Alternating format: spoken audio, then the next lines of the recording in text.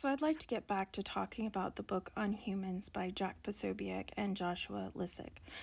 Now, Posobiec is often referred to as a fringe character on the far right. However, I wholeheartedly disagree with that assessment because he has deep ties to the current administration. He has traveled to Ukraine with Scott Bessent, to the northern border with Kristi Noem, and was invited to travel to Europe with Pete Hegseth. So while he may have been considered a fringe character in the past, that is no longer the case. He is also a Christian nationalist and a white supremacist. While on its surface the book Unhumans is about communism, in the opening chapters of the book, Posobiec and Lissick make it very clear that anyone on the left in the United States today is a communist, regardless of whether or not they would identify themselves as such. And all communists are unhuman because they are inherently violent and derive pleasure from suffering. The authors describe modern American leftism as follows. Ugly, violent people dress up their bloodlust and jealousy as some heroic fight for equality and go on to tear everything down. They don't want a workers' paradise. They want to burn down cities.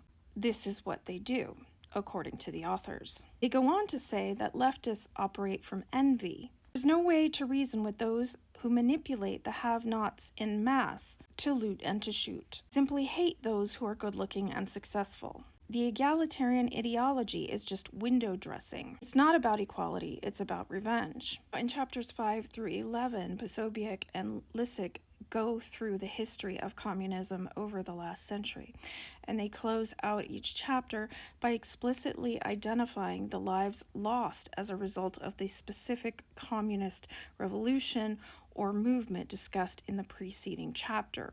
For example, 100,000 lives lost during the French Revolution. Yes, they do believe that the French Revolution was led by communists.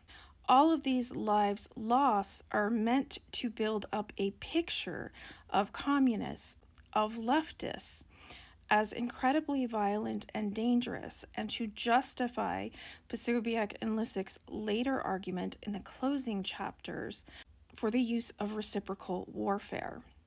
That is, destroying leftists before they can destroy you. This is just one of many reasons why I find this book so incredibly disturbing.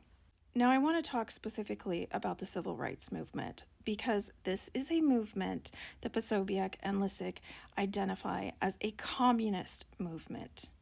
They claim that the civil rights activism of the mid to late 1960s often devolved into violence, and in parentheses, they state, by Black activists. Resegregation, and in parentheses, they state, also by Black activists. And new racism, and in parentheses, they state, again by Black activists. This led to fiery riots and white flight, which they argue was actually state-backed ethnic cleansing, all done by design. And they claim that the civil rights movement in the United States led to over 1,000 lives lost and the ethnic cleansing of more than 4.5 million people. This is absolutely absurd, and this is white supremacist ideology. The authors state that it pays to be oppressed, that the civil rights movement asked for equality and got the laws to make it happen, but race hustlers moved in to inflame Black rage and keep them down to keep the money coming. Thus, already achieved equality under the law must be kept at a perceived generational distance away, so there is always something to agitate for, to get funding for. Posobiec and Lissick claim that in every revolution, equality is spoken of in word but not in deed. The oppressed class, organized and motivated, do not seek to be peers of the oppressor class. They want to take their stuff. They want to reverse their previous roles by any means available to them. The 1964 Civil Rights Act was one such way, again, according to Posobiec and Lissick. So these are two incredibly racist and entitled white men who are threatened by any semblance of equality or equity, because they desperately want to maintain the hierarchy of patriarchy and white supremacy. So they translate their own desire to subjugate others to an imaginary desire on the part of those who are oppressed to subjugate them. This is the origin of the mistaken belief that white men are the most oppressed people in 2025 America, which has to be one of the most ridiculous arguments I have ever heard. Now, I will follow up in the next few days with another video on the final chapters of this book, but I do think it's worth understanding it because of the fact that Posobiec has such strong links to the Trump regime.